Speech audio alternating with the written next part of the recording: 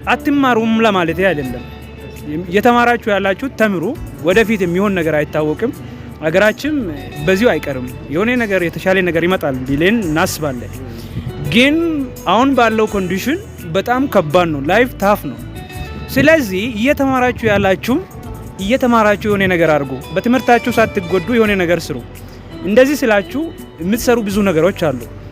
ከነዛ አንድን ሪኮመንድ ላርጋችሁና ሰላም እየተከበራችሁ ውድ የቻናሌ ቤተሰቦች እንዴት ናችሁ? እኔም ደህና ነኝ፣ ፈጣሪ ይመስገን። ዛሬ የተለየ ፕሮግራም ይዤላችሁ መጥቻለሁ።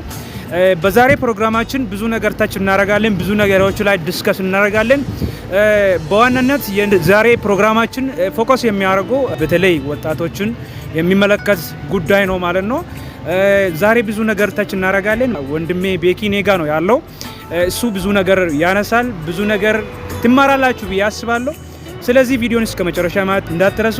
በተለይ ለቻናሌ አዲስ ከሆናችሁ ደግሞ ቪዲዮ ላይክ፣ ሰብስክራይብ በማድረግ አበረታቱኝ። አመሰግናለሁ። ቤኪ እንኳን በደህና መጣክ።